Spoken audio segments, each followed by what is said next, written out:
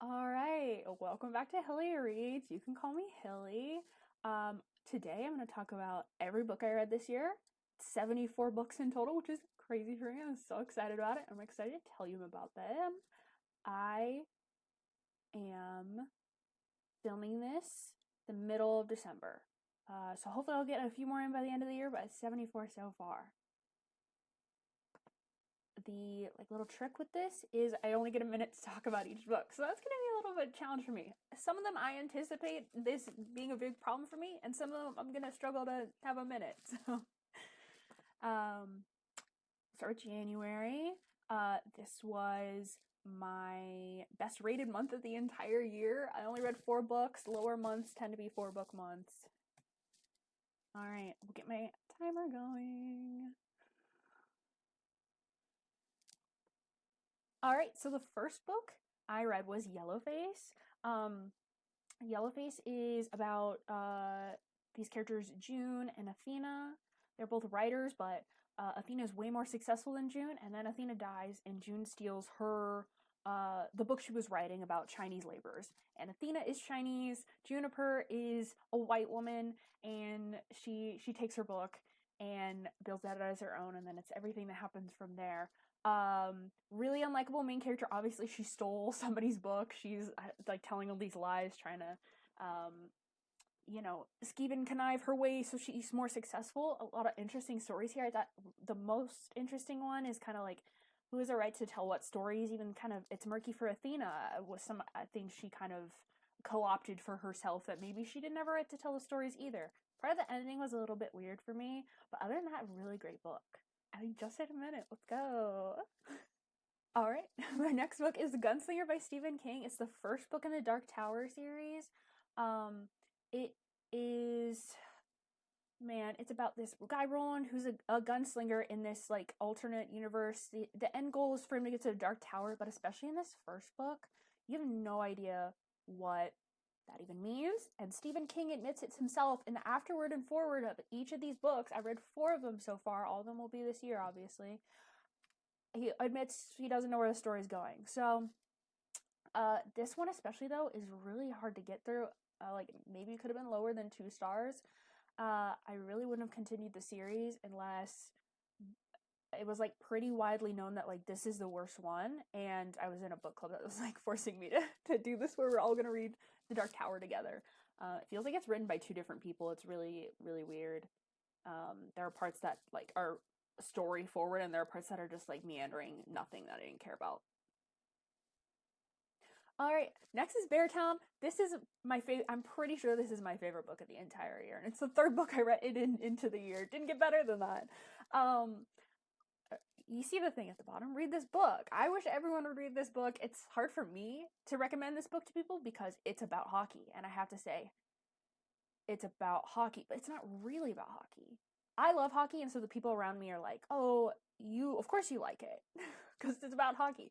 But it's really about this small town where junior hockey is very very important to them, and they need a winning team in order to for their town to be more successful. Um, but it's you don't have to like know the ins and outs of hockey or anything, and I don't think having an interest in hockey is a requirement for this book at all. I think this is the only Frederick Bachman book I've read, but I think he writes beautifully and in a way that if other people were writing something similar, I would probably think it was sappy, but I think he does it very well. All right, so far so good. So Study in Drowning by Ava Reed. This is about this character Effie. She's always believed in like fairy tales, particularly this like tale of the fairy king. She has this book called The Angarod, I hope is how you pronounce that. That's about this girl falling in love and kind of getting kidnapped by the fairy queen. That means a lot to her. It's like a really interesting fantasy world where literature is really very, very important. I mean, it's important in our world too, but it's like they almost believe like literature is magical. Um, and that it's like helping their soldiers win a war against another country. Like that's how important it is. And so she's forced to be an architecture student because she's a woman. A lot of sexism in this, and she gets the opportunity to help design the house for her hero who wrote this book. Um, and it doesn't go the way she would expect, I guess.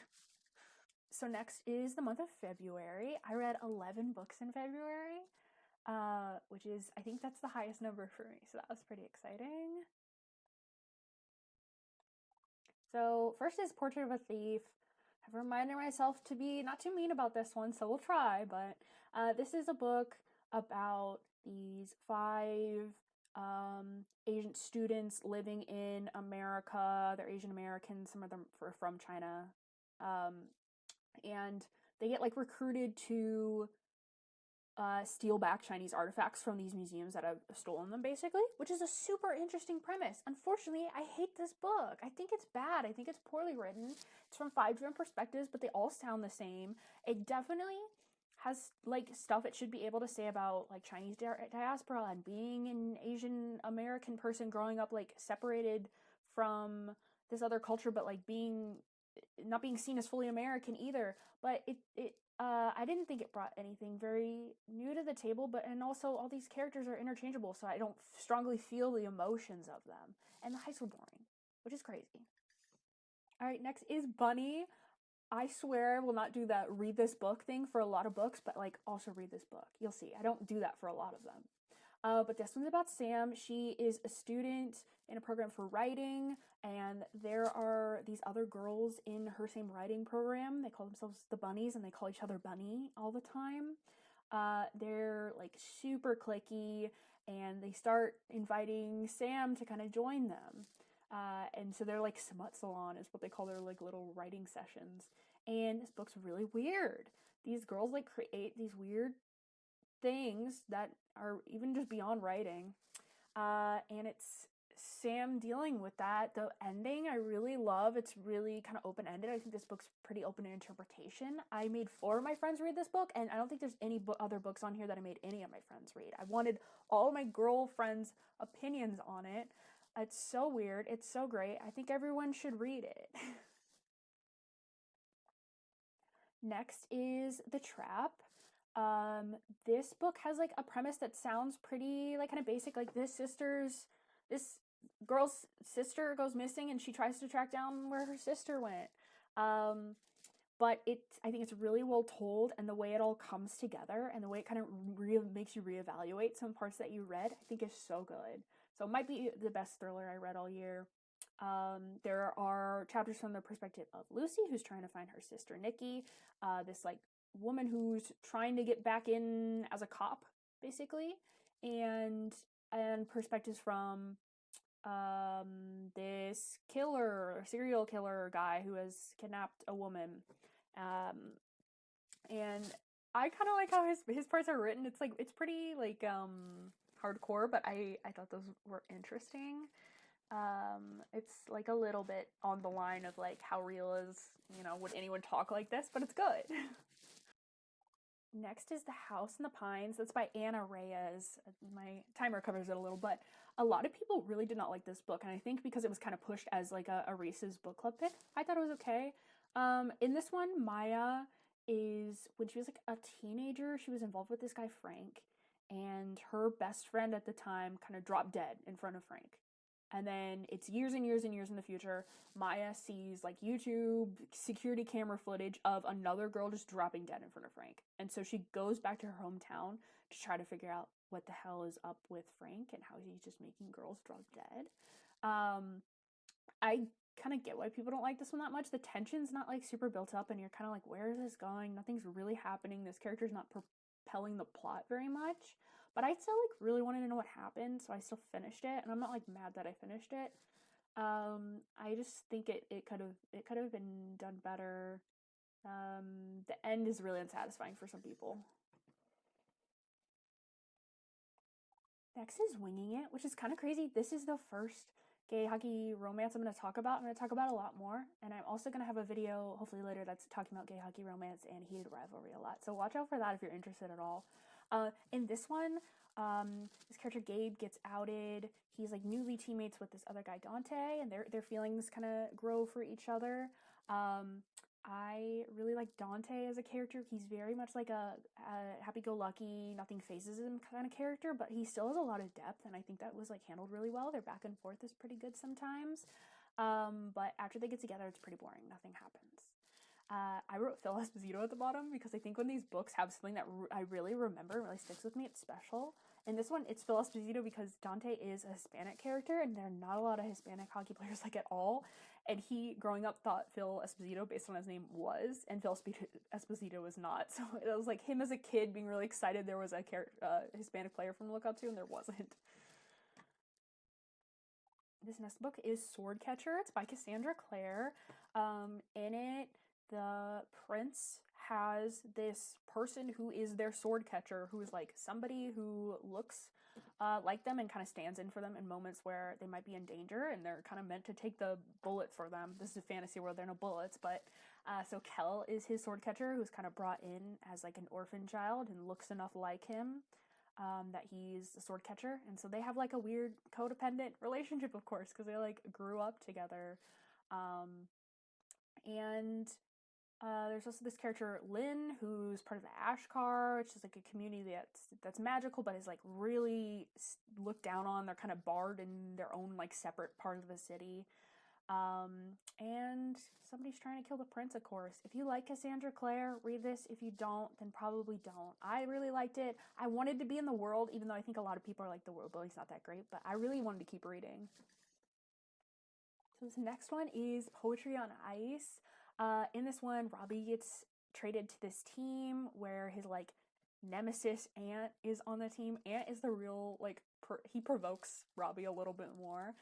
They have like a real enemies thing. They like fist fight sometimes, like off the ice. It gets a little intense sometimes, but I do think for me it didn't cross the line. But I was almost there to the point where like these people should not be together. But it ends up coming around nicely. Ant kind of like gets conned into being his boyfriend by Robbie in a way that I really liked. I think Jesse H. Reen writes sex scenes that I like and do it for me, and I understand why they wouldn't for some people for sure, but I think that a lot of this was like really well done.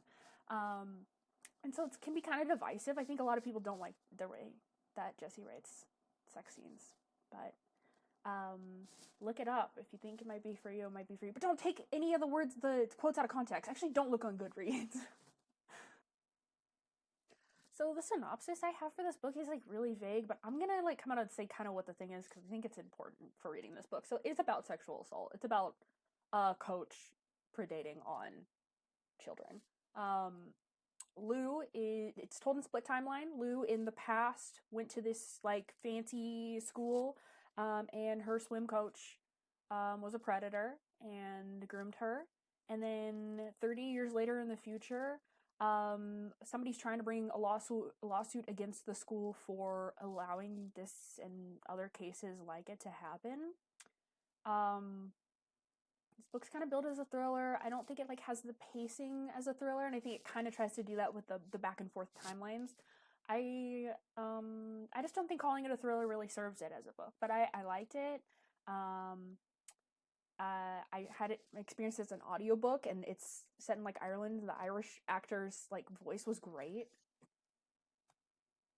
This next book is Let Me Remind You. This is like the first and only football romance I've ever read. I don't care about football, but this premise kind of got me a little bit. Clay is a football player who has amnesia. From I think he was in a car accident. He, for years and years, was in this relationship with this guy, Jeremy, who's like this really confident femme guy, owns like his own lingerie store. He's awesome. I really like Jeremy a lot. But nobody knew that Jeremy was his boyfriend for years and years. And Jeremy eventually had called it off with him. And then a couple years later, that's when Clay gets amnesia.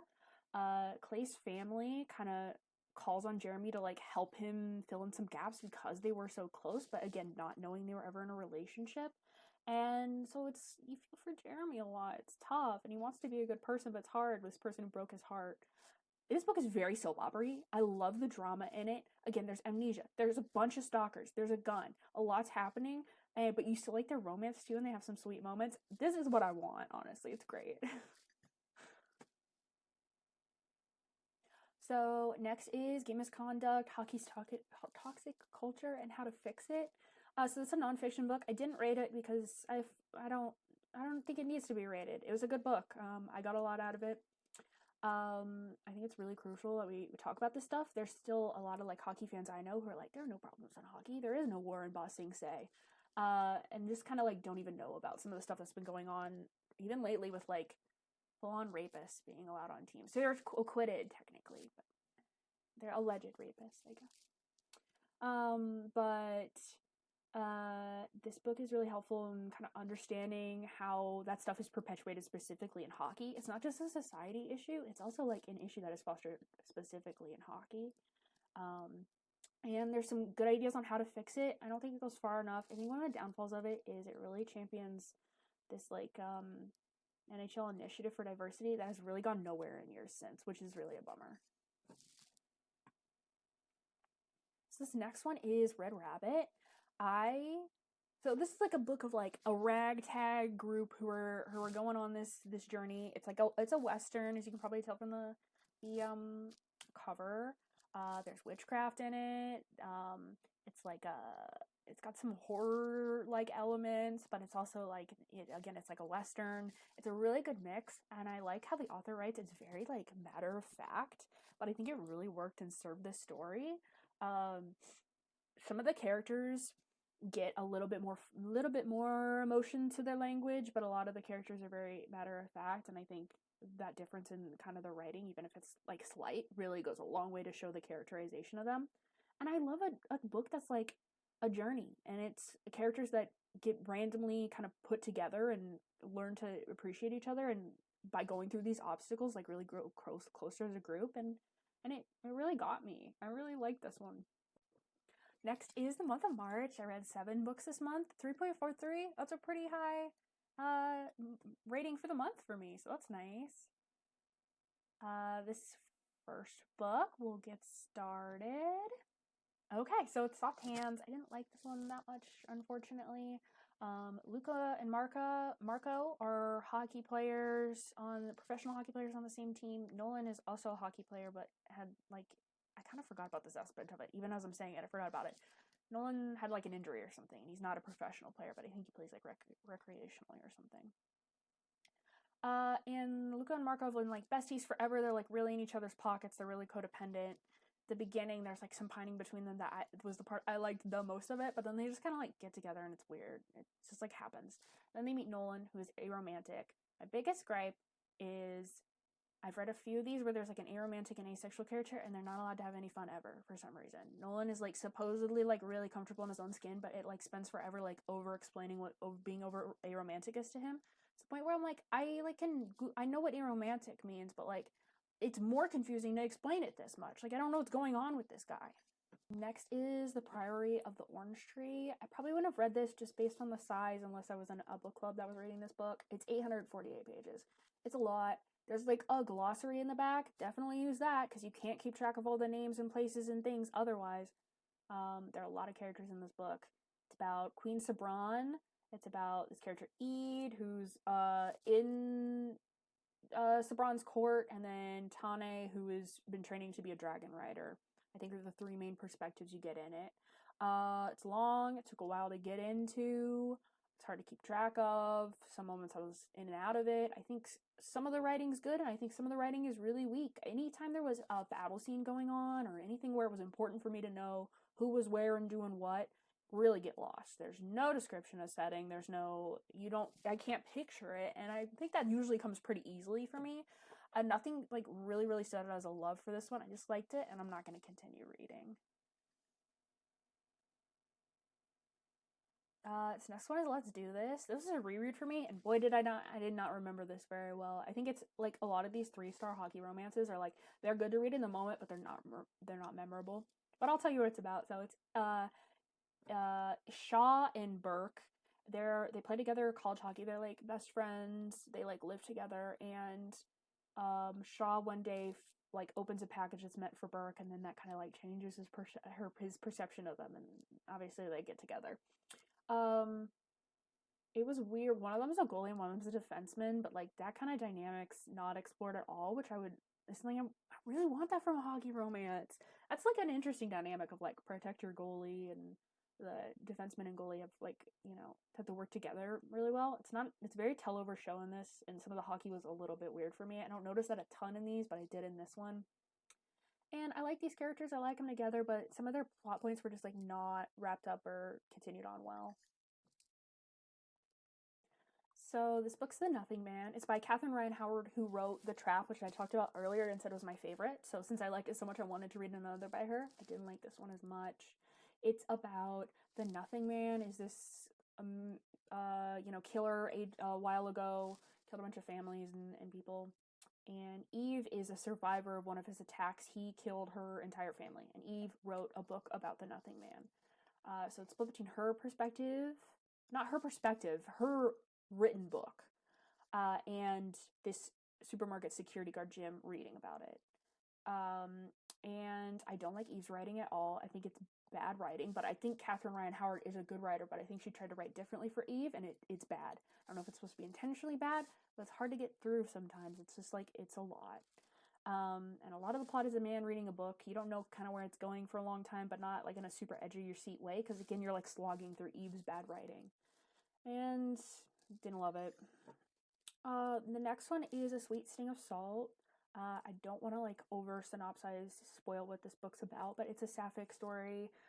Jean is a midwife in her town, and in the middle of the night, like, hears this woman screaming, finds her. Her name's Murin, although Jean won't learn that for a while. She's giving birth, and she is the wife who kind of came out of nowhere of Jean's like nearest neighbor, Tobias. And a lot of this book is Jean trying to protect Murin, and her son. I think it's her son. The characters do some dumb stuff that pissed me off and made me care a little bit less. But the vibe of this is really good. They're like in this like seaside town. Everything's wet. Everything's salty. Jean has a lot of like gritty stuff she has to do to like survive as a single woman in this world that's sometime in the past or whatever, and is kind of like seen as an outcast by the town. This book is great. The Favorites by Lane Fargo. It is a retelling of Wuthering Heights, which I have not read, but it's Kat and Heath, who are ice skating partners together. They do ice dancing, and their ups and downs over the years. It's partly told through the lens of this like documentary years later, uncovering what really happened, sort of thing. But most of it is like reads like it's happening in the moment. This is really great. It's really dramatic. It's really easy to get through, really, really easy to read. I was hooked the entire time. I do want to go on a little thing here. I don't think it should be called a romance. I think it's weird that Goodreads had it in the romance category. It's like by definition not a romance. Wuthering Heights 2 is like called like a tragedy and a drama, kind of more than a romance. I don't think that's billing the book correctly, and I don't think that's setting expectations correctly. The skating descriptions in this, they're not even describing the movements they're making so much, but like the emotion in it. Like, Kat is a very emotionally driven character in general, but especially when she's skating. It's good. This next one is Malibu Rising by Taylor Jenkins Reid. I love Taylor Jenkins Reid. This is a very like family focused story, and I like a lot of the things she has to say about family in this a lot. It's about Nina, Jay, Hud, and Kit. We're these four siblings. They have this famous like rock star singer father who's kind of abandoned them, and they're expected to have this like big party at the end of the year. And at the end of the book, and kind of what it centers on is everything that goes on at this big party. Nina's husband recently left her. Jay has this girl he can't stop thinking about and wants to see, and Hud has a similar thing going on. And Kit has her own stuff. I don't know how much I want to say about each of them I have going on. That quote there about how we're supposed to change when our like family kind of keeps reminding us who we were, I really loved. There were quite a few quotes in this I marked up specifically about family stuff. I thought the plot doesn't super stick out, but the feelings of it do. Okay, so we got to April. Read 6 books in April. I'm checking in. How do we feel about the doing 1 minute per book thing? I think I'm doing okay with it so far. Having slides is really helping me. I feel like I don't need to get to every single thing. But let me know what you think about this. Am I talking too fast? That is bound to happen anyway, honestly. So First is Unrivaled. It is a sequel to Winging It, which we talked about earlier, but it's book 3. I skipped book 2. It didn't sound that as interesting to me. This one is about Max and Grady, who are kind of like rival hockey players.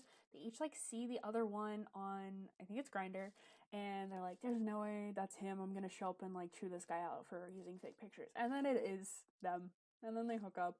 But I'm not like even super really into enemies and lovers, but a lot of these are enemies to lovers, and I'm not against it, so I like it. Grady is very much the one who's kind of like the more grumpy, has a hard exterior, and Max is the more sunshiny, golden retriever-y one. But I do think they're more fleshed out than those like very basic grumpy sunshine sort of things. Um, and there are some really cheesy bits, but I think they're pretty cute. I like these two together. I like Max kind of trying to win Grady over, and Grady kind of realizing that he really likes him. I think it's good. This next one is The Last Party by A.R. Tor. This was just like a random one I read on Kindle Unlimited, and I really had a good fun time with it. It's kind of crazy off the wall. It Pearl, I think it follows a few people's perspective. Perla is one of them. She's like this like rich wife lady who's crazy. This guy Leewood Fulcrum who is in prison for murdering a couple little girls at a birthday party. And if you can get past Perla's POV, like at the very beginning, that's very cringy, girl bossy sort of. I think it's really good. It's really fun, and I did really like get invested. Like the tension at the end, I was like very much like it was like a screaming at the TV, like "Don't go in that room" horror movie situation where I'm like, I want it to work out for some of these characters and not for others. um, and I thought the twists worked surprisingly well. Again, it's like more dramatic, but it like all fit tonally for me, honestly. Okay, this next one's Power Plays and Straight A's. These next 3 books are all in this series, and I read them in a blur, and I didn't take good notes. So this is kind of what I remember of these, and they're all kind of fine. This one's about Foster and Zach. All these books are set in college, and so Foster is the one who plays college hockey, and Zach is his best friend's brother. So classic scenario. He's like, stay away from Zach, but like protect him because he's like a little bit more sheltered and naive and kind of nerdy. Um, but I like how there was a little more depth to. I liked Zach more than I would like a cardboard cutout of like nerd virgin boy. Um, I like their flirting and their back and forth. Zach reads very neurodivergent, I'll say. um, and and that's part of what I felt like added depth to him and made their kind of back and forth good because Foster like really goes with the flow of it, and I thought it was good. This next one is the 3rd book in the series. The second one I skipped because one of the characters in it is a little bit in the first book and I think he's so obnoxious, but the second one is the one everyone raves about, so I'll probably go back and read it. But 3 is about Seth, who is the brother of Zach from the first one, and Cohen. Seth, even in the first book, you kind of see it of like, everyone always like thinks he's gay. He like has girlfriends and stuff, but like everyone's always like, when are you gonna come out or something? In a way that like really like, ugh, that annoys me. Turns out Seth is demisexual, and I think it's like handled pretty okay in this one. Like I said, there are some others that are asexual and aromantic characters where it's just like a slog. But Seth gets tired of everyone calling him gay all the time. His girlfriend like broke up with him, so he goes on a gay dating app and he meets Cohen. He doesn't know it's Cohen because Cohen is one of his best friend's teammates, but they're like talking for a really long time. And then Seth forms that emotional attachment, and then that allows him to be attracted to him. The pacing was weird, but uh, you know. The next one is the 4th book in that series, Line Mates and Study Dates. Asher is the one who plays hockey. His parents died in like an accident, and so he is in college playing for the team. And him and his brother, who is also his college hockey team coach, are the ones kind of taking care of their siblings and really struggling. So he's like a bad boy who has like a really tough home life, who like really has to look out for his siblings. And then the coach's son is the other one, is Cole, and they have like a little bit of a back and forth. And then Cole I found kind of surprising as a character. You kind of think he's gonna be like a nerd, sheltered. Asher's really gonna pursue him, but I think Cole is he is a little bit more pursuing at times, which is just kind of like counter than what you would expect reading the premise, which I enjoyed. And had some good bits, but like again, nothing super that stood out. These were all starting to blend together a little bit for me. But it was alright. This next one is You Shouldn't Have Come Here by Geneva Rose. Oh boy, this one. So it's dual POV. One POV is Grace, who comes to like a Wyoming Airbnb to just kind of like get away. She's like high-powered business New York woman. And Calvin is the one who owns the place she gets to stay in Wyoming, and he's also staying there while she's staying there. And someone had gone, I think like his last Airbnb person who stayed there or something went missing too. So it's like Grace is kind of like uneasy about that. But they have a romance, Grace and Calvin. It's so cringy. It's so bad. I think it's supposed to be bad. Like it's supposed to feel fake and weird and bad, but it takes up so much page time that I'm like it's weird. Like it takes up too much for that to be the premise. The twist, like don't if you didn't read this book, like you could come up with the twist, and it's if you were like, what's hacky and doesn't make any sense, like you could come up with it. The animal description parts were the best part though, that last bullet point. All right, next is the month of May. I read 10 books this month, which is not bad. This first book, oh boy. Oh, okay. A Dark and Drowning Tide. So this follows Lorelai and Sylvia, and it takes place in this kind of fantasy world where there's like creatures and stuff, and there's like a source of magic this spring. They're like on this quest along with some other people. They get on a boat, as ordered by their king or prince or something, to go find this magic spring. And then their like mentor gets murdered, and so it's also a murder mystery. My problem with it is it's not enough murder mystery. It's not enough romance between Lorelai and Sylvia. It's not enough fantasy. It's not enough of anything. It's all over the place, I think. It's not a good journey story because they're just kind of meandering and then things fall in their lap. And then the ending of the story is like crazy. It's like, what was the author trying to do here? I don't think it's good. It's a tragedy because this cover is so beautiful that I bought this book and I'm like, I don't want to own this book, but it's so pretty. It's so pretty. All right, this next one is Double Shifting by Michaela Gray. In this one, Rory and Dima are hockey players on the same team. They're besties, and Rory in particular has been in love with Dima forever, but he doesn't think Dima wants a romantic relationship with him. Dima in a hockey game gets hit and gets amnesia. Rory kind of does the classic thing of saying he's his fiance so that he can go see him in the hospital, and then for a little bit it's kind of that lie. Rory eventually does come clean to him, but their GM also has like a vested interest in them continuing to pretend to be a couple, so they're at some more like drama pining stakes there. I don't like super love Amnesia, but I think this is good. I love this one. It says it down there. Michaela Gray / Tierney Rose is the first like gay hockey romance writer I ever wrote, and I wrote like all of her books all together. And so I love this one. I have a lot of nostalgia for it. I just wanted to reread it. It's not fantastic, but it is like really. I like the pining in it. This next one is Carrie Soto is Back by Taylor Jenkins Reid. Told you I love her. I don't even know what to say about this book. It's so good. So Carrie is like this fantastic tennis player who retired, and she set a record for winning Grand Slams. But this new player is coming. Like it's been a while since she's retired. This new player is coming along who's might break her record. Who's looking close to breaking her record. So Carrie comes out of retirement with her father, who was previously her coach, but she had left him at some point to get a different coach. But her father comes back as her coach, and Carrie's trying to prevent this other girl from breaking her record and trying to still like prove she's great. It's such a great sports narrative story. The sport to it matters. The tennis is explained in a way that is really accessible. It like teaches you tennis without being like too talk downy for people who already know about it. And I love these characters. I love this arc. I love this story. It's just so good. It's so good. I think here. Okay.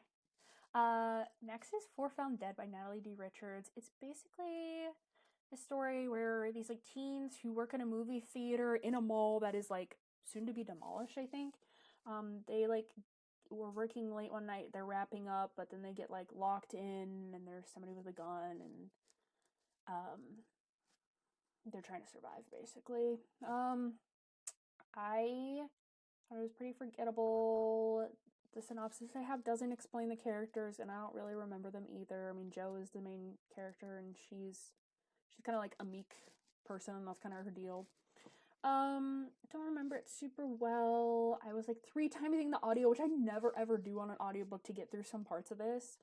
But I do think like Natalie D. Richards, I've read some of her stuff before. They're never like fantastic, but they're like really readable, easy to get through. Things are usually paced well. I didn't really feel that much with this one, which was just kind of a bummer. I think I'll forget it. This next one is the second Dark Tower book, written by Stephen King. The thing's blocking it, but it's Stephen King. In this one, Roland the Gunslinger is still in his world. He's still on his quest for the Dark Tower, but well, I won't say what happened at the end of the last one, but there are these 3 doors that show up that are kind of like portals that seem to be like to our world. And he brings from the first one this guy Eddie Dean through, who's a heroin addict and has gone through a lot of shit, and then through the second one, Odetta Holmes, who is a woman who's in a wheelchair and is like also kind of gone through a lot of shit. And I won't say what happens with the third door. But I really like bringing in these new characters for it. I really like Eddie and his dynamic with Roland in particular. Some of the action scenes in this were fantastic. I was on the edge of my seat. I was enjoying the description so much, and I really wish Stephen King would do more of that stuff in these other Dark Towers books. Like, let's move it, you know? All right. Forgot I did that. I read it with this cover, by the way. I'm not even going to start the thing right now. I'm going to start in a second. I would prefer the shirtless men cover to the bad. I'll go back so you can see the cartoony cover again. I don't like it. They're so stiff. I'm going to start my thing now. Okay, so this is Game Changer by Rachel Reed. It's, you might have heard of Heated Rivalry recently. This is set in that world. This is the first book in that series. I don't have Heated Rivalry in this. I read that like a couple of years ago, but I do have one other Rachel Reed book in here as well. I went back and read Game Changer. It's very much like a first book. Feels like it. This one's about Scott Hunter and Kip. Kip works at a smoothie place. Scott Hunter is the captain of the New York, I was going to say NHL. It's not NHL in this world. I think it's MLH or something. Team. And he's been closeted his whole life and career, but meets Kip and really likes him, and they kind of have like a whirlwind romance, but Kip is like very unhappy at being kept in the closet. And so part of the book is a little bit of a downer because it's like Kip being sad all the time, and it goes on a little long. It's very insta-lovey, their whole thing, but I really like the descriptions of how Scott thinks about Kip. That really puts it over the top. This next one is The Wedding People. I really, really enjoyed this book. It's about Phoebe, whose life's kind of falling apart. Like, her husband's leaving her. She's not happy with her job situation. She's supposed to be a writer, sort of thing. And she is suicidal, and she's planning on killing herself because everything in her life has gone wrong. I think even like her dog or cat dies or something. Spoiler, sorry. But she goes to this hotel that she always thought was beautiful and always wanted to go to with the purpose of killing herself. But there's a wedding going on there. She meets the bride, and the bride is like, "I reserved this hotel. How are you here? And Phoebe says she's gonna kill herself, and the bride is like, "Can you wait? It's my wedding." Sort of. She's not the most likable character in the world, but like a relationship forms between these two. I thought it was so good. I was so engaged the whole time. I think some people, like I saw booktubers who didn't like the way suicide was handled in this. I completely disagree with them. I really, really enjoy books and media that like really is frank about suicide and doesn't like treat it with kid gloves, and this does that.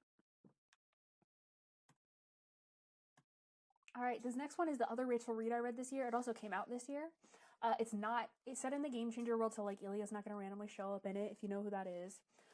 It's about Riley and Adam. They're both retired from hockey, so there's not really hockey. There's some flashback-y stuff in this one, but it's not super, super hockey. Riley retired long time ago. He had a lot of like mental health reasons for retiring kind of early. Adam retired more recently. They were like best friends and had hooked up previously, but have this like really tragic shit that goes on between them. And I think it kind of walks the line of like, should these people be together? Should Riley in particular forgive Adam for kind of all the pain he caused him in the past? But then I ended up really rooting for them. I think it really worked. I wish there was more hockey in this one because the flashbacks, it says at the bottom, I got jump scared by saying they were D partners. it like happened way too late into the book. I would have wanted to know that earlier. I think that informs a lot of stuff, but whatever. Okay, we're on a hockey romance roll. Husband Game by Brigham Vaughn. This book is about Dustin, who is a hockey team captain, and then this guy, Charlie. Charlie is, he was formerly an ice skater. He's now retired, I believe. And they have like a crazy night where they get married in Vegas. But there are reasons why they kind of have to stay together and like look like they have a real marriage. Charlie's like more reluctant about it, but Dustin is like very enamored with this guy, and wants to keep him close. It's a very long book. I think too long for what a romance should be, but somehow it worked for this one. They really have full character arcs. They deal with a lot of deep stuff. It's really, really satisfying, and I think it earned the page length of it, honestly. There's like some trigger warnings you should look up for this one, but like it deals with some serious stuff, and I think it deals with it really well. And I really felt a lot by the end for these characters. I think this is like a special one. Alright, this next one is None of This Is True by Lisa Jewell. I think it's like a little bit divisive. It is about the Alex and Josie. So Josie is kind of this like, her life seems to not be going awesome. She's married to this man who's a lot older than her, and she just seems sad. And she goes up to Alex, who successfully makes a bunch of podcasts, and is like, you should do a podcast about me. I'm about to turn my life around. And Alex does that. But Josie has a lot of problems, and you also question, like the title says, like how much of what she's saying is actually the truth. I think in the end there is like a solution mostly to what is and isn't true. There's a little bit of gray area there, but some of it I really didn't like, and some of the things the author had to say about like what is and isn't pedophilia was weird. I'll say this outside of the minute thing though, because this is like a call to action sort of thing. Should I read another Lisa Jewell? If you've read Lisa Jewell ones, like what's a good one to read? I'm not asking a bunch of questions about this, but I would like to know if there's another one you've read, if just based on what you've heard from other stuff you think I might like. That would be great. I need some more good thrillers. A lot of these thrillers were not very like satisfying for me, unfortunately. Okay, that was May. Now we go into June. We're critting on a new day. It's June. Let's get into it. Alright, Triple Trouble. It's by Jessie H. Rain, who wrote Poetry and Ice, which I really liked. I read the premise for this one, and I thought it was interesting. So the premise of it is these two guys who think they're straight. They're like best friends forever. They're roommates. They meet this other guy who he calls himself Trouble. And they're both like super into him, and so they take him home, and oh my god, like I said, there's so much sex. So it's like a throuple situation kind of, and I really wanted to see like Matt and Will be into each other because they're best friends, but it just like wasn't enough there. And then Matt is also like so miserable, this bottom one here, like when Trouble doesn't come around again, he's so miserable. And then they also tell him they love him after he finally tells them his real name, like way deep into the book, really far into the book. And I just didn't really like it very much. I didn't even like the sex scenes very much in this one as much as I did in some other of Jessie's other ones. Next is When the Tides Held the Moon. This was an aardvark book for me. I thought that cover is so gorgeous, and I liked that the premise was about this guy Benny. He's a blacksmith in New York, an immigrant, and he kind of gets roped into working with this circus group of like, you know, freaks or whatever, and helps him with keeping this merman captive as like a novelty.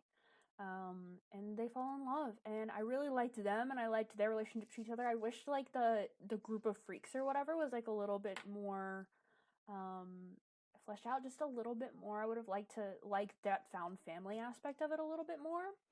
Some of the writing was a little bit weird to me. There were like sentences that were just like overlong and didn't like flow really well, which is kind of interesting with like how much it's tied into water. I just feel like they didn't work together very well. It's hard to read sometimes. Alright, In My Dreams I Hold a Knife.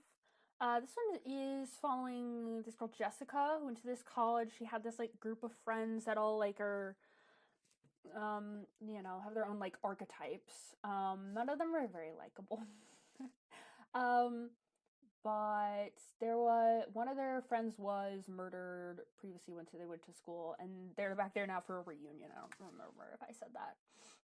They're trying to figure out who the real killer is, and like a bunch of other secrets about this friend group come out. And so I liked some of that. I liked some of the tea of this friend group. I kind of wish there was more of it. And didn't feel like super strongly about the characters. Maybe if this would have hit at a different time, I would have been more like into it. I don't really know. I wanted to know what happened, but it just like didn't super stick out to me. I know some other people kind of raved about this one more, and so I was excited for it, but it just kind of was like pretty middle of the road for me. Didn't really super stick out. I'll probably forget it pretty soon.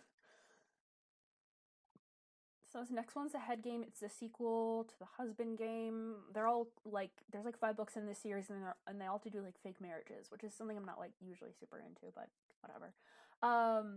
This one is August and Nico. August is a referee, which I thought was really interesting, and then Nico is like this like really cocky, over the top hockey player. And Nico gets hit during a game, and August and him had hooked up previously, I think, and August lies about being his fiance so he can go in the hospital room and see him, which is like that's like classic. And I think Nico has like amnesia a little bit, like he definitely like got hit in the head. And it didn't feel like super high stakes to me because again the premise of that's kind of crazy. Like August is gonna have to keep up this lie and whatever, but like Nico doesn't care.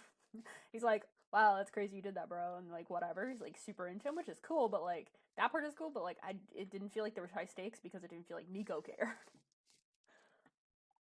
Last one at the wedding. So this one is this guy Frank. He has his daughter Maggie, who's like hasn't talked to him in years. They're kind of strange. I can't even really remember why in particular, but Frank is like kind of the worst, so I feel that. And she calls him to be like, I'm getting married, and she's getting married to this like son of like a billionaire or something. He reads like very, I think it's supposed to be like very Elon Musk or something like that. I don't know. But like Elon Musk before he was like so crazy, before we knew how crazy he was. But reads kind of like that. And then he's just trying to figure out what's up with this like weird. They're on an island for their like wedding lead up or something, and this guy Frank's trying to figure out like what's up with this really rich family who has like really terrible vibes because all really rich people do. And I don't know what to say other than that. I don't like Frank. He sucks, and it was horrible being in his head for this whole thing. Atmosphere, Taylor Jenkins Reid. Obviously, I love Taylor Jenkins Reid, and I was super excited for this to come out this year and kind of be like a part of it as a bunch of people are experiencing all at once. I think my criticisms are a lot of not criticisms, but things I didn't like as much as the same as a lot of people. But this one's about Joan. She gets in the space program. It's kind of like one of the pioneering women in a space program.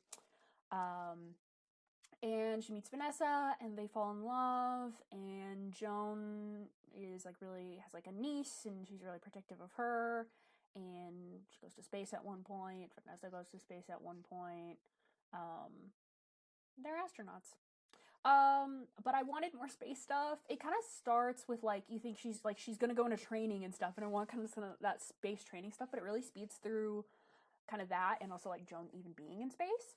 And then really at some point goes really heavy into their relationship, which I liked, but it just wasn't really what I expected.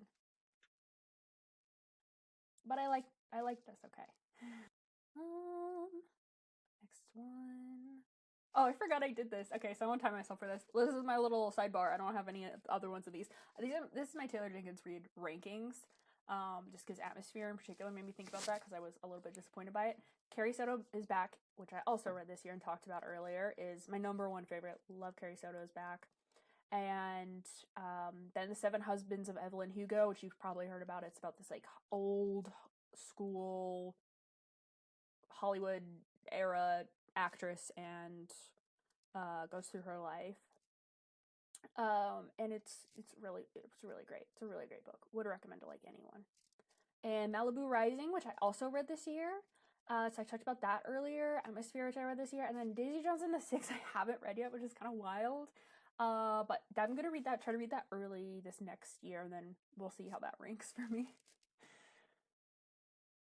Okay, Rose of Jericho. This is the sequel to Red Rabbit, which I talked about earlier. I think I read that in like January or something. And in this one, some of the characters from that novel, I don't want to say which ones because I don't want to spoil anything. But some of the characters from that book are living in this town called Ascension, and people have like just stopped dying. Like they'll get killed, but they'll like still be walking around, and like they got shot in the head or something, but they're still walking around. That's because I put there. I think that's okay to say that this is part of it. A dude literally kills death, and that is why this is happening. So it's got a lot of ghosts and people who are the Walking Dead, and I also feel like maybe this one just hit me at the wrong time. I wish I would have liked it more. The same style from Red Rabbit wasn't working as well for me in this one. I went a little over time. Okay, so next is July. 7 books this month. The high rating, 3.43, is like, that's not bad. Sunrise and the Reaping. So this book came out March, and my friend lent me it. She like is the one who made me read Ballad of Songbirds and Snake too. I wasn't like super interested. I loved The Hunger Games when I was in. It was like the first one came out when I was in 7th grade. I loved it then, but I don't know. I don't keep up with a lot of that stuff anymore. But so this one's about Haymitch's Hunger Games, and if you know anything about Hunger Games, you know about this. I'm not gonna say much more, I guess. I think this is good, and Suzanne Collins is a good writer, and I really liked what this had to say, and I know some people were criticizing it for being fan servicey, like some people you have seen in the Hunger Games series before show up in some ways. It wasn't distracting to me or didn't really take me out of it. I was fine with it. And I thought it was really interesting, a really good read, emotionally hit me in the end. And I don't really have any complaints about it. Okay, this is Rookie Mistakes. There's a whole series of these F1 ones. This is just the one I picked. It's the first and only gay F1 book I've read. I know that's kind of emerging a little bit as a genre. I do want to try it again at this point. Didn't like this one very much. This one is about Mitch is like the regular person. He has been a chef before, but like lost his restaurant, partially because like an ex-boyfriend screwed him over. And Robert's like kind of older. He is the F1 driver. He wasn't in F1 for a while, and then they kind of clawed his way back onto a team and is really worried about getting a contract of their season. So the F1 does matter to this. Like the racing actually matters, which I do appreciate. And I'm not as knowledgeable about F1, so if there are like weird things and it seems like the author doesn't know about F1, I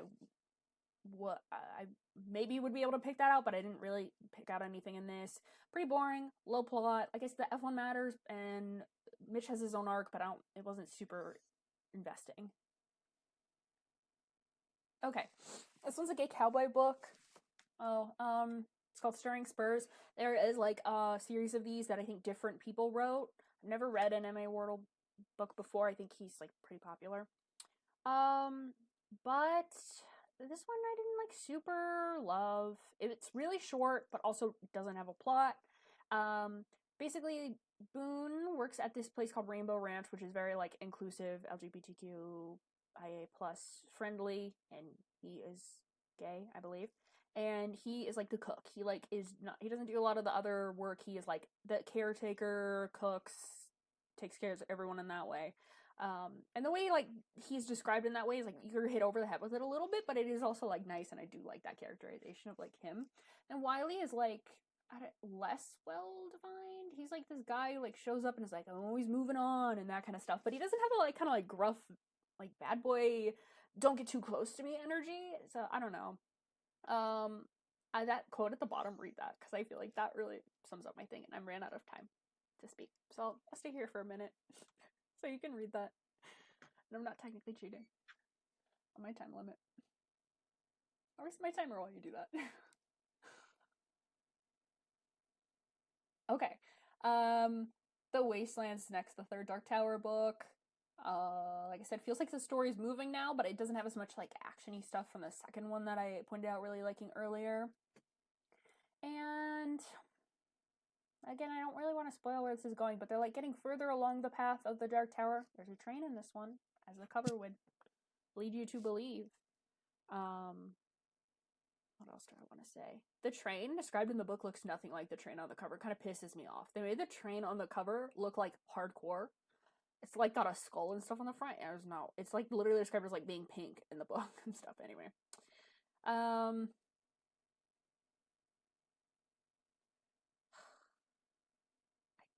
didn't write a lot of other notes for this, even about how I feel about it. It was fine. It was good.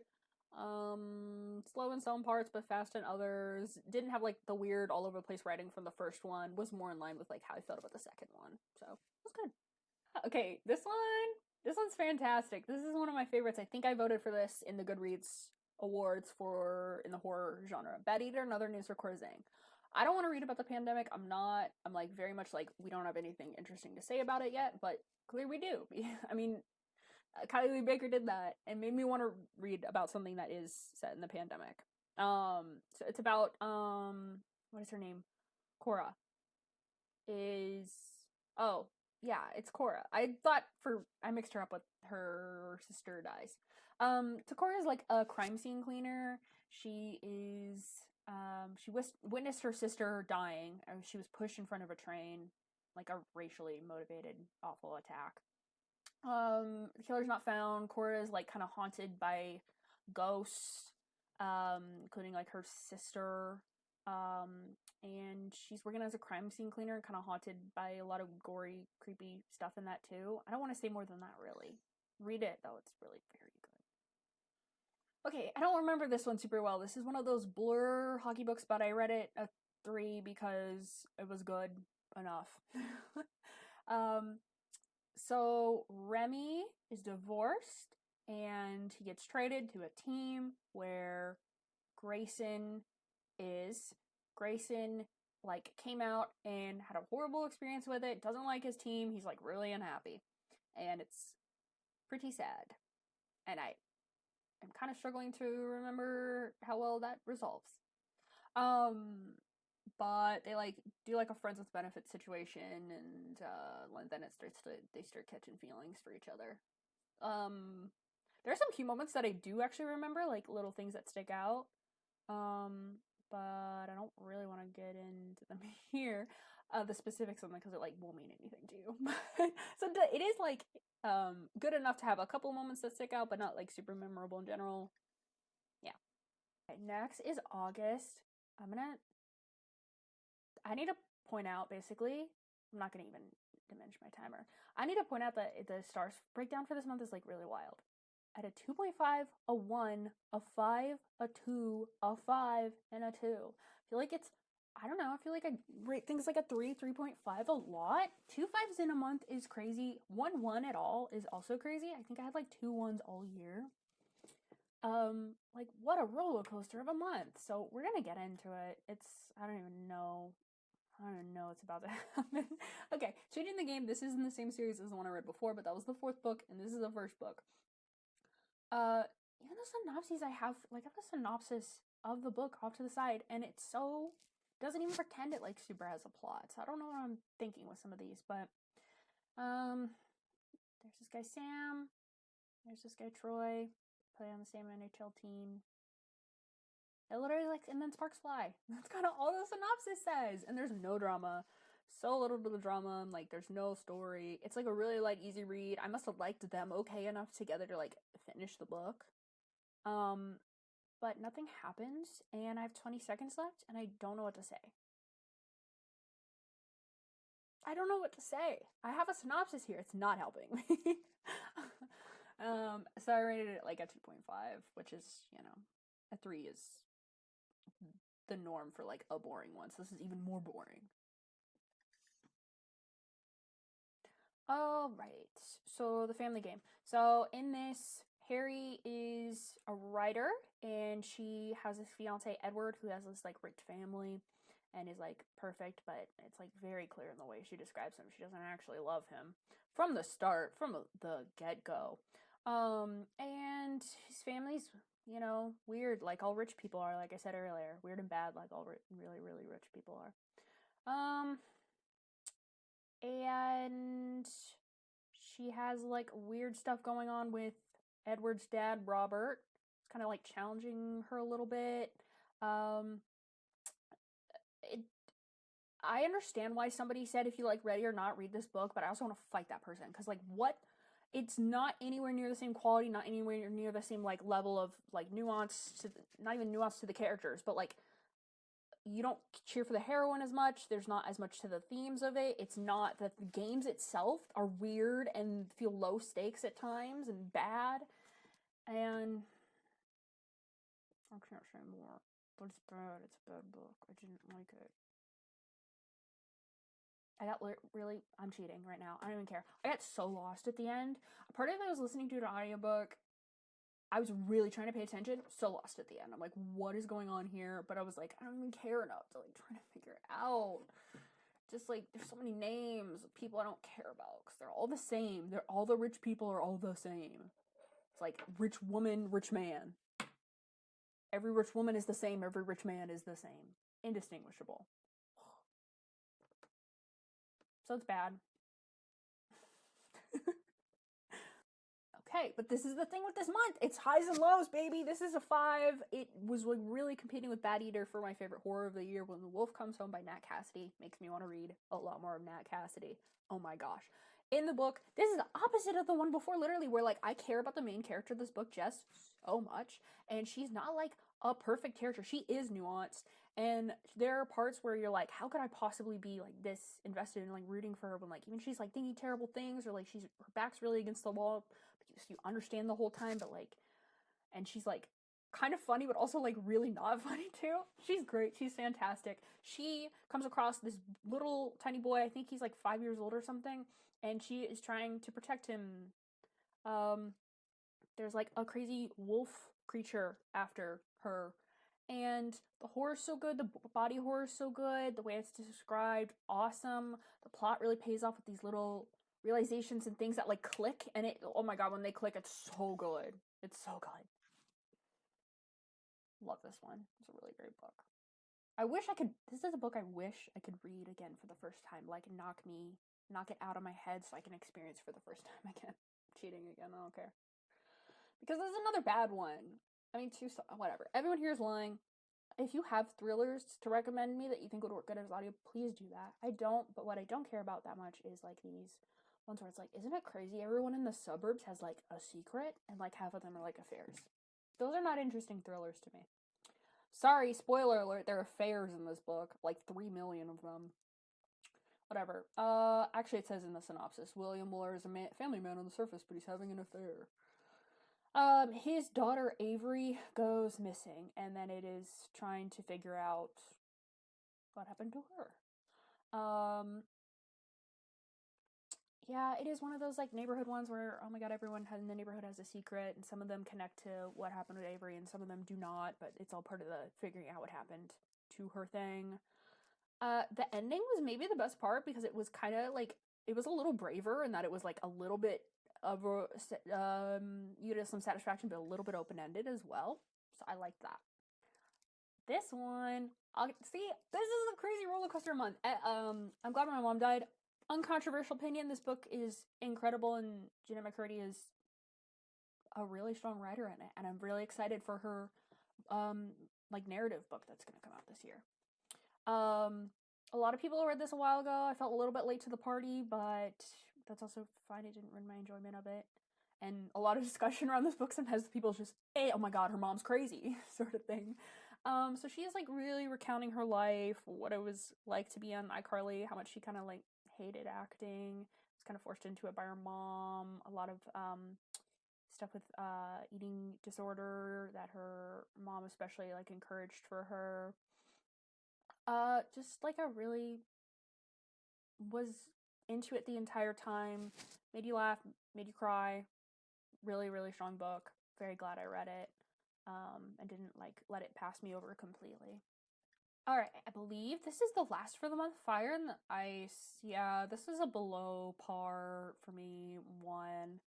even like reflecting on other hockey books in this thing, I maybe even should have rated it lower because I just like the basis for like a 3 on these, or even like finishing it all usually is like caring about the couple, and I did not like the couple together in this one. They have like they like knew each other in high school or whatever, and one of them was like 15 and one of them was 18. The 15-year-old was crushing on the 18-year-old, and the 18-year-old was like, I'm not into that, and then the 15-year-old's like heartbroken forever. It's a little bit more complicated than that. It's not like the most nonsensical hurdles they have to jump over, but it's like it's kind of stupid, and I feel like I'm very forgiving of miscommunication stuff. But then they're on an NHL team together, and then they eventually do get together. I don't like it's Tyler and Kevin are their names, I believe. Don't feel super strongly about either of them, and like I said, I think they create their own problems, and I also just like don't think their chemistry together is weird. They still have a weird dynamic where they feel really separate. I don't know if that's an age thing. I don't know what it is. Okay, so September was a 3-book month for me, which is actually my worst. I thought, well, worst is relative. Maybe I shouldn't frame it that way. Is the month where I read the least number of books. I thought it was 4, but looks like it's 3 in September. Alright, The Legend Next Door. Jesse H. Rain is back, baby. This one I liked. This one is the second book after Poetry on Ice. They're not really... Well, the book characters from Poetry on Ice do show up at one point briefly. It's not like super connected though, like a lot of these.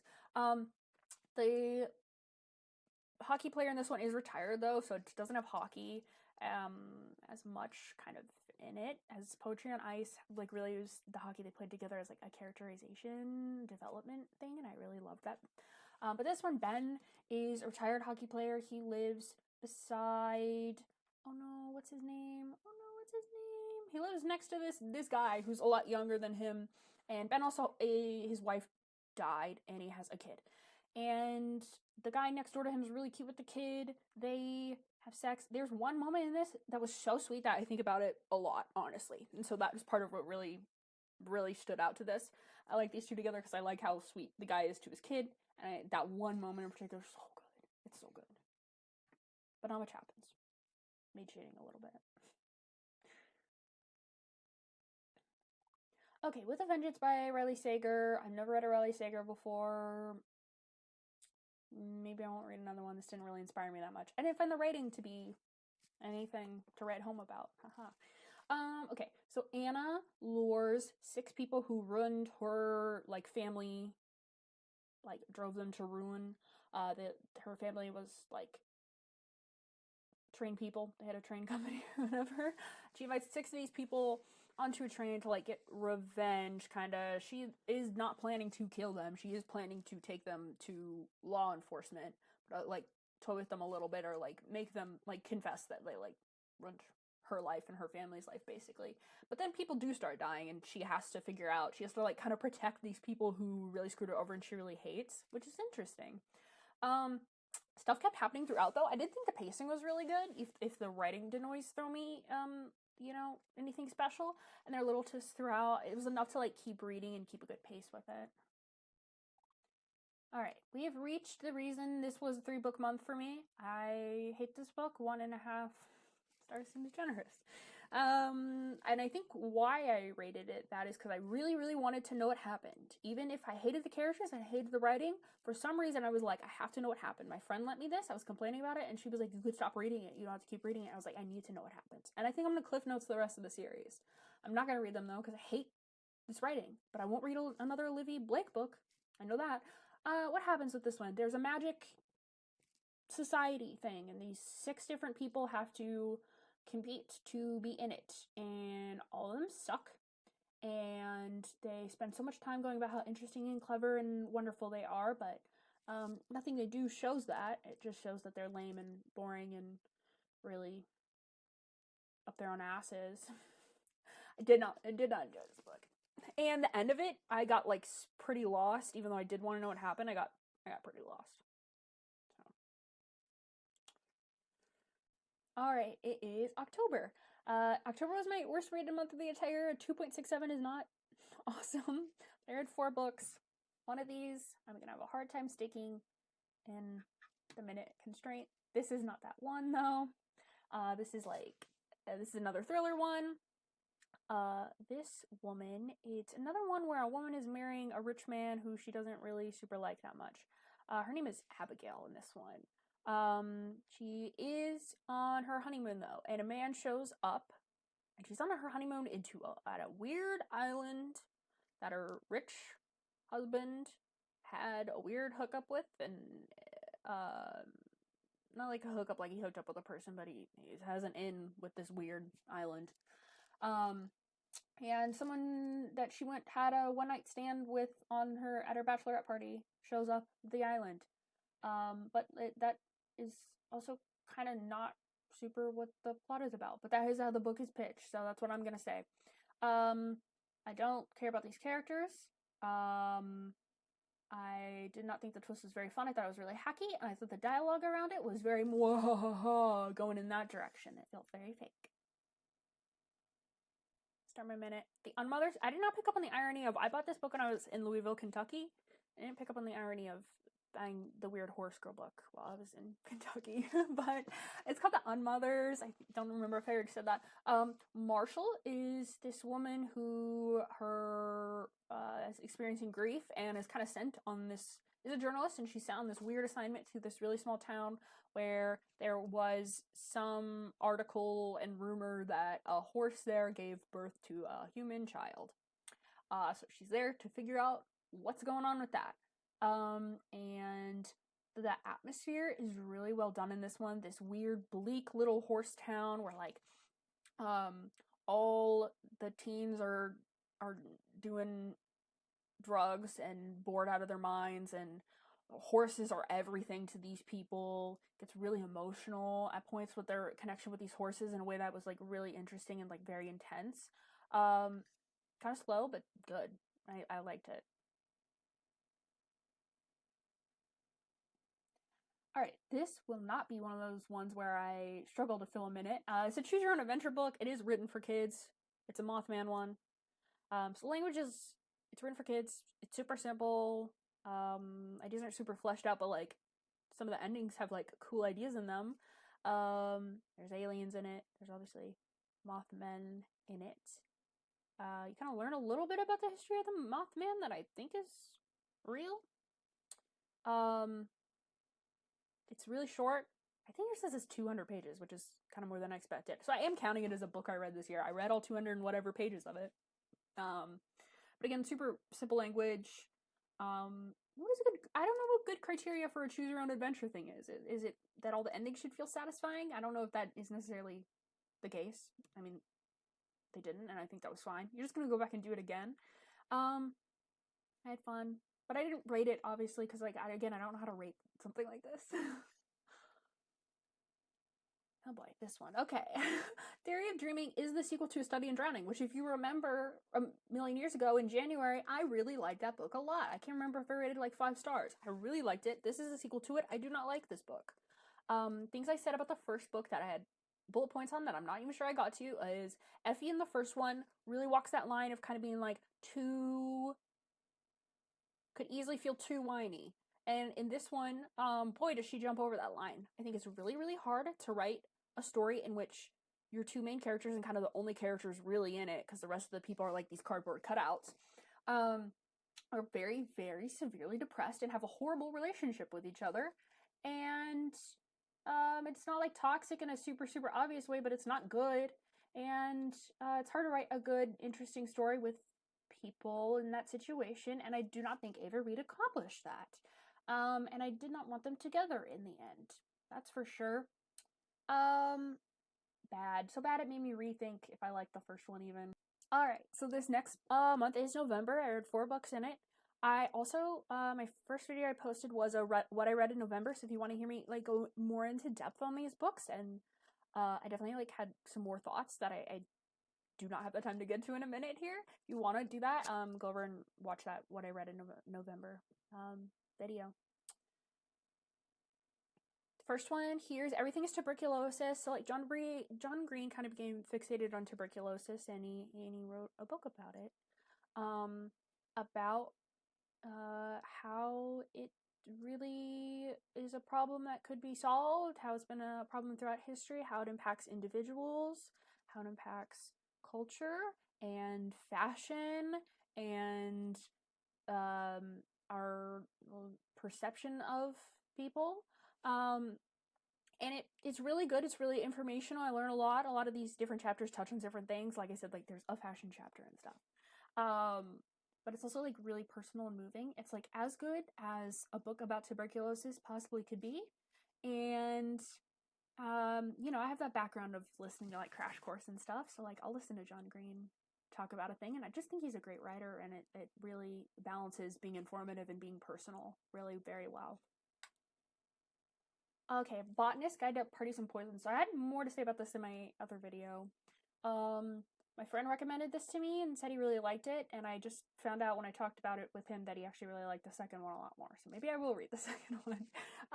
So Saffron Everly is a botanist in 1923, and as a woman in an academic field then, she's facing a lot of sexism, and one of her only allies is her mentor, who is kind of under suspicion for a murder at a dinner party that she attends, in which one of the professor's wives is poisoned. So she's a botanist. She knows about poison. She's set her mind on investigating it so she can help out her mentor and make sure he doesn't go to prison for this. She really gets herself in some situations, but I didn't feel a lot of the tension. She also has like a romantic thing going on with a microbiologist. I wanted it to just go more strongly in any direction. I can't really say much more than that because I don't want to cheat on this one. Okay, now this will be a hard one for me to do in a minute because it's a short story collection. Never Whistle at Night. It's dark fiction, which if you want to hear my thoughts about dark fiction, go to the other video, and also for me to kind of break down some of these individual stories a little bit more. I have bullet points about some of the ones I like the most and least here. In general, I wasn't like super impressed with it. I think what I do want to touch on here is I'm reading another short story thing, and it has something I talked about in my other video that I do not feel this short story collection really has kind of across the board, which is the stories and what they have, what I call a button to them.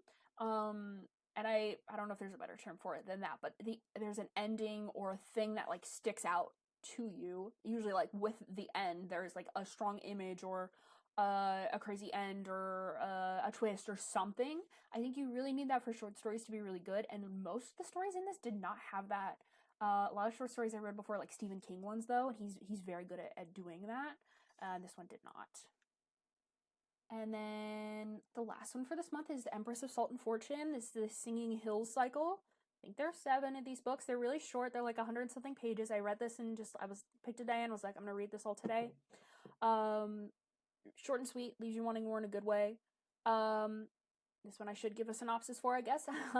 There is this monk, I believe they are a monk, named Chi, and they are going around getting people's stories along them and their bird, which I think their bird's name is Almost Brilliant, which is fun. And they're going around getting people's stories because that's kind of what monks do. And they meet this person, Rabbit, who was a handmaiden to this empress. And Rabbit talks a lot about being the handmaiden to this empress, who was an empress who entered like a political marriage. She's from a different country that this kind of country they're in kind of like looks down on. And what happens with her and this empress. The writing was very beautiful, I just want to say real quick. Okay, last month we made it. We're in the home stretch. I started off filming this video in pretty much exactly the middle of December, and I'm going to try to get this out before the end of the year, so I will have read more books in December by the time the year is done. But as of now, I've read 5 so far, and we're going to talk about those next. This first one, another obviously gay hockey romance. Like I said, there's a lot of these, but this one does kind of stick out a little bit. Part of it is it's written, there are 3 books in the series. I'll talk about 2 of these, where it is about hockey players who play sled hockey, which I did not know a lot about, but they are disabled. The Tucker in here, he was in a car accident. He was going to be in the NHL, was drafted and everything, and then got into a car accident. And he lost both of his legs and is blind, like partially blind, and plays sled hockey now on like a beer league team.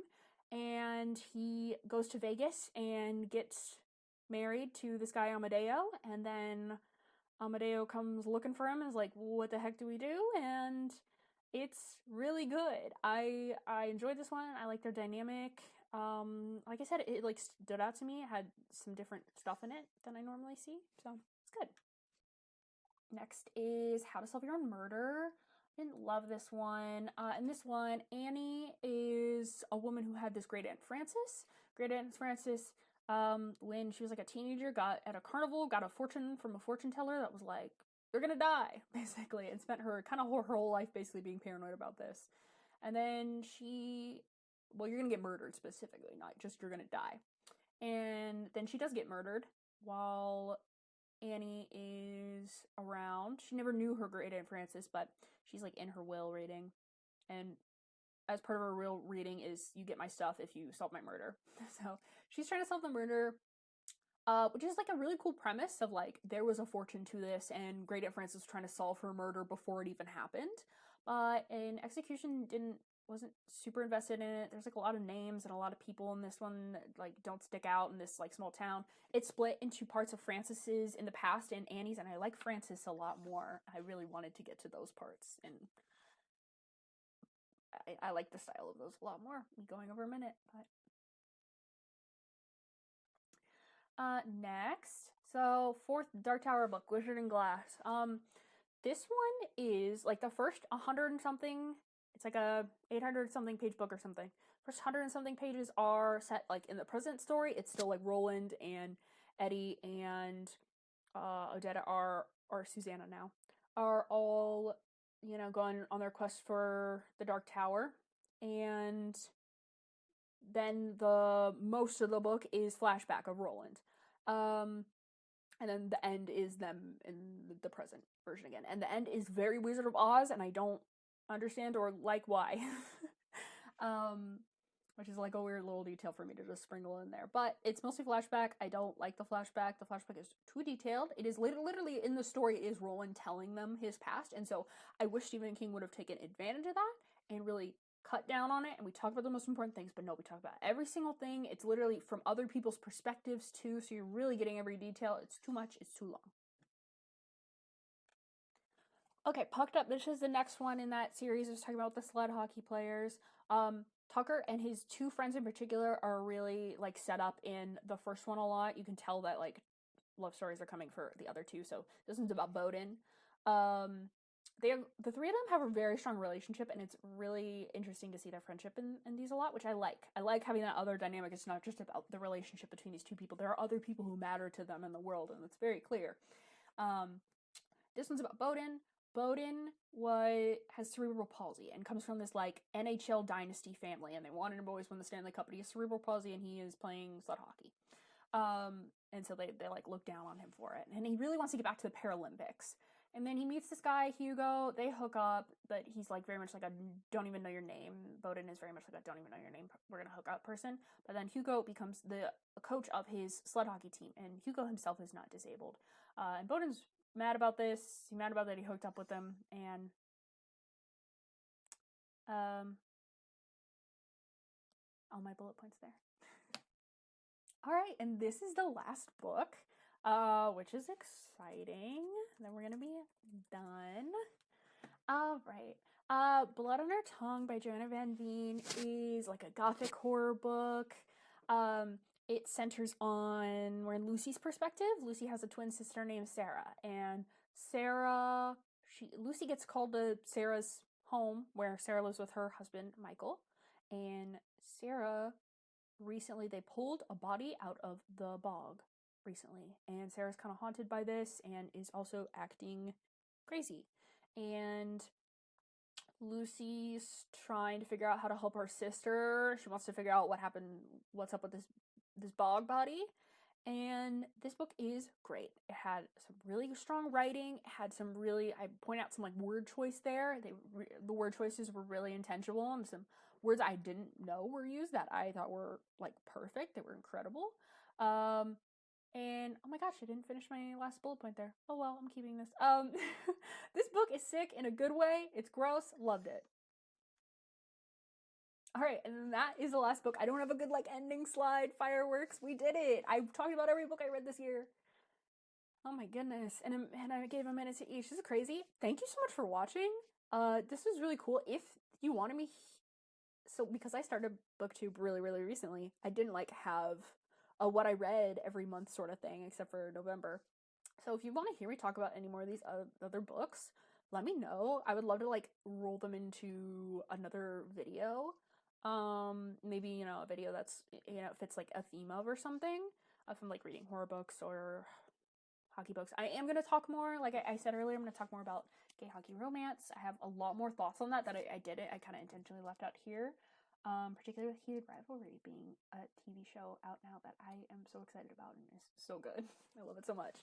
So yeah, let me know what you thought. Did you read any of these books ever? Not just this year. Um, what was your favorite book this year? What was your least favorite book this year? Where do you disagree with me on these or agree with me? That's also cool to say. Again, thank you so much for watching. Like and subscribe. And I'll see you guys in the new year. I'm excited for 2026. I'm excited to like read way too much again in this new year. So, bye.